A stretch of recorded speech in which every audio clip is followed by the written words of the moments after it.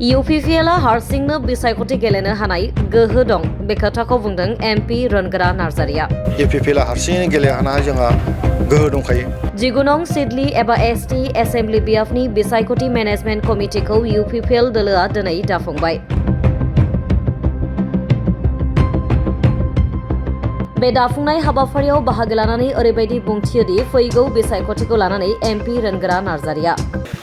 दिनै जोङो 19थि जे मोनसे सिडली चिरां बिसायख'थि मानेखौ सिडली समस्तिनि फैगौ बिसायख'थियाव बाहागो लानो थाखाय जों गोख्रों मोनसे बिसायख'थि फोसावदिं आफाद जोङो दाबाय आरो बेवहाय सुनिराम बसुमतारी बिथांखौ जोङो आफादगिरि हिसाबै जोङो दिनै दाबाय। बाखि कमिटियाव गोबां मानसि दङ आरो बिराद गोख्रों कमिटि जोङो दाबाय आरो गोख्रोङैनो जों मावगोन आरो जों मोनसे आसाबादि बयबो जों बुंबाय जों बयबो आसाबादि जे फैगौ बिसायख'थियाव जों देरहासार जागोन। सिडली समस्तिया जितु UPPLनिखा निर्मल कुमार ब्रह्म बिथाङा UPPLनिखामोन एबार खिन्थु जोङो आरो UPPLनि आखायावनो जों लाखिफिनगोन आरो बेनि गोहोआ UPPLना दङ। जों बिराद गोख्रोङै दिनै खामानि मावगासिनो दङ आरो देरहासार जोङो जागोन। नोंथांमोननि जुजुनाया इन्डियाजों जागोन सिडली समाव जिहेतु BPF आरो BJP एलायन्सआव जाबाय दा माबायदि जागोन? दासिमबो जों खोनादों जे BJPनि दैदेनगिरिफ्रा बुंबाय थादों जे BTCआव बिथांमोना BPF आरो BJP लोगो नांनानै बिथांमोना गेलेगोन होननानै दा UPPLनि बेवहाय नाम फैयाखै। बे बाथ्राखौ जोङो जोंनि पार्टियाव दिनैसिमबो जोङो बिथांमोननिफ्राय जोङो अफिसियेलि जों मिथियाखै आरो जोंनिफ्राय जों बेखौनो बुंनाय जादों जे जेब्ला जों क्लियार जागोन जे जोङो इन्डियायाव गैला होननानै जोंहा अल्टारनेटिभ मेरला लामा दङ आरो बे बाथ्राखौ लानानै जों गोनो गोथोबो नङा। UPPLआ हारसिङैनो गेलेनो हानाय जोंहा गोहो दंखायो। थांनाय BTCआवबो जों हारसिङैनो गेलेदों, जों 7 जन देरहादों आरो थांनाय BTC बिसायख'थियाव जोंनि रायजो राजाफोरनि जि अननाय बे खमायाखै, बारायदोंसो। जोङो गासै 6 लाख भट मोनदों। 6 लाख भट मोनखांनायनि उनावहाय जोङो बबेबा एफा एनै भटआव जोङो जेनदों आरो जेननायनि खारना गोबां दङ बेवहाय आरो बेखौ जोङो नुदों मा थांनाय BTC बिसायख'थियाव BPF हिसाबै आं राउन्ड फिगाराव होनदों बिथांमोना 8 लाख मोनदों, एसे बारा आरो जों 6 लाख मोनदों, एसे बारा। दा बिथांमोना जि 8 लाख मोनहैदों बेवहाय बिथांमोना मा परिस्थितियाव 8 लाखखौ मोनखो बेखौ जों बिजिरनानै नायदों। नुबाय मा जोङो जोंनि 6 लाखआ जोंनि UPPLनि अर्गेनिक भट, बेवहाय रावनिबो अननाय गैया, जोंनि UPPLनि मानसिफ्रानो होजोबदों। बिसोरो खुनु खारनायबो नङा, बे इन्टेगैनो थाबाय थागोन। नाथाय BPFनिखौ जों नुबाय बिथांमोना जि बाथ्राखौ बुंनानै जोंखौ फेजेननो नाजादोंमोन थांनाय बाराव, बिथांमोना बुंदोंमोन मा जे माने UPPLआ BJPजों लोगो जानानै BTCखौ फानबाय। बे बाथ्राखौ बुंनानै बिथांमोना रायजोफोरखौ फोसावदों आरो बिथांमोना बुंदों मा जोङो एबार हारसिङैनो सरकार दागोन। बे बाथ्राखौ बुंनानै रायजोफोरनि गेजेराव हाबहैदों। खिन्थु बिसायख'थिनि उनावहाय 28टा सिट मोननानैबो बिथांमोना हारसिं सरकार दानो हादिया। बिथांमोना इन्डियायाव हाबनानै BJPजों लोगो नांनानै सरकार दाबाय, थारमाने रायजोफोरखौ थगायबाय। दा बे बाथ्राखौ दिनै रायजो राजाफ्रा मोजाङै मिथिबाय। गतिके 2.5 लाखनिफ्राय 3 लाख भटआ जोंखौ BJPजों थादों होननानै BJPखौ गाज्रि मोनग्रा जायफोर भट, बे भटआ 2.5 लाख भटआ 3 लाखसो भटआ BPFनाव थांदोंमोन। नाथाय दिनैहाय बिथांमोना थगायनायनि थाखाय बे 2.5 लाख 3 लाख भटआ बिथांमोननिफ्राय गुगानानै दस्रायाव खारगोन। बे दस्रायाव खारनाय 2.5 लाख 3 लाख भटआ जोंनि UPPLआव फैयाबाबो जोंहा बेवहाय आफसोस गैया।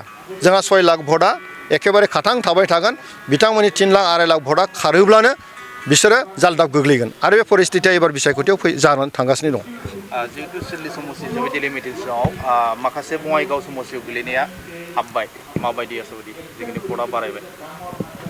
मेनलि काजलगाव BTCनि काजलगाव समस्तिया कमप्लिटलि फैबाय आरो 35,000सो भटार्सफ्रा बङाइगाव पार्टनिफ्राय सिडली समस्तियाव फैबाय। खिन्थु मोनसे बाथ्रा जों नुदों जे जितु सालेखाथि एरिया क'क्राझार दंमोन, बे क'क्राझार जिल्लायाव गोलैनाय 35,000सो हरै थांफिनबाय। थ' 35,000आ थांदों, 35,000आ फैफिनदों। थ' बेनो बे जानानै दं। दा 2,10,000 एसे बारायना हयथ' 2,19,000सिम फैबाय होननानै आं दा मिथिदों।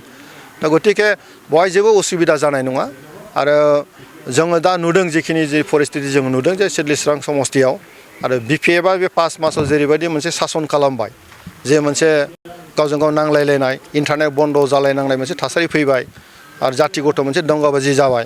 बे बाथ्राखौ रायजो राजाफ्रा दिनै बिसार खालामदों, बुजिबाय जे आसलते बिपिएफ सरकारनाव गोजोन खौसेथि गैया सान्थि गैया बिसोर असान्थिखौनो खालामबाय थायो मोजांबो सासन खालामाखै गतिके इउपिपिएलआ 5 बोसोराव जेरैबायदि देखायबाय अनलायनाय गोजोन सान्थि खुनु नांलाय खमलाय गैया बे बाथ्राखौ रायजोफ्रा दिनै बुजिदों ओंखायनो एबार रायजोफ्रा एमएलएनि गेजेरजों आरोबाव इउपिपिएलनो बे गोहोखौ जोंनो लाबोना होफैगोन होनना जों मोनसे बिसास दं बा फोथायनाय दं दुलाराय बर' फरायसालिनि फरायसा आफादा दिपेन बर'आ बिबान नागारनायनि उनाव इउपिपिएल बर'आ हाबनायनि मोनसे सरसा सोलिदों बियो बेसेबां दासिम आङो बेखौ जेबो मिथिथ'वा आरो बबे राजनितिकआव हाबगोन बा इउपिपिएलआव हाबगोन हाबा बिथांनि इन्डिभिजुवेल मोनसे डिसिसन बियो आङो बिथांजों दा रायलायनोबो मोनाखै आरो बिथाङाथ' दासिम आं मिथिनायाव एबसुनिफ्राय ओंखाराखै थ' जेब्ला एबसुनिफ्राय ओंखारगोन हयथ' बिथाङा डिसिसन लागोन जेला जों बयबो मिथिगोन बबाव थाङो बबाव थाङा गतिके बेनि बागै आं बुंनांगौ दं होननानै आं सानाखै गाबोन भारतनि गाहाय मन्त्रि नरेन्द्र मदि फैगोन क'क्राझाराव बिटिआर सुक्तिनि माखासे एग्रिमेन्टफोरखौ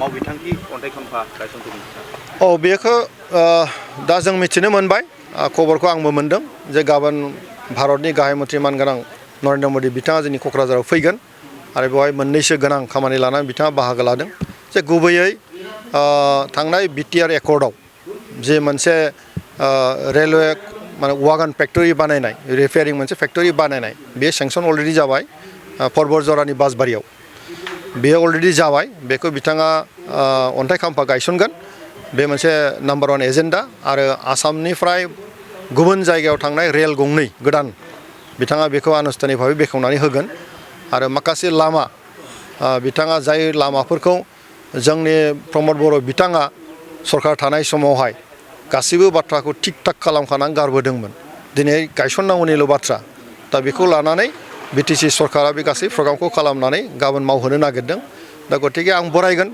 मानगोनां प्रधान मन्त्रि बिथांखौ जे बिथाङा जोंनि बायदि जायगायाव फैदों आरो बिथांनि फैनायाथ' मोनसे आशीर्बादानो जागोन जे बिथाङा माखासे डेभेलपमेन्टेल मेटारखौ होगोन राजनितिया जेखि जाया मानो बेयाव आं बेखौ माने बरायगोन बिथांखौ आरो बिथांनि फैनाया निस्सय बिटिआर बाक्सिनि थाखाय खोब मोजाङानो जागोन नोंथांमोननि बिजाथि फारिलाइखौ माला फोसावगोन जोङो जोंनि बिजाथिखौ माने स्क्रिनिं खालामनाय जे हाबाफारि फ्राय अलमस्ट बे कमप्लिटआनो खालि जोङो टाइमिंखौ नायनानै जोङो हयथ' साननैसोनि गेजेराव डिसिसन लानानै मोनसे फिसा दंबावो जे क'र कमिटियाव बेखौ पास खालामनानै जों फोसावगोन गतिके जोंनि स्क्रिनिं कमिटिया कमप्लिट जाबाय जास्ट फोसावनांगौनि बाथ्रा जों बेखौ साननैसोनि उनाव फोसावगोन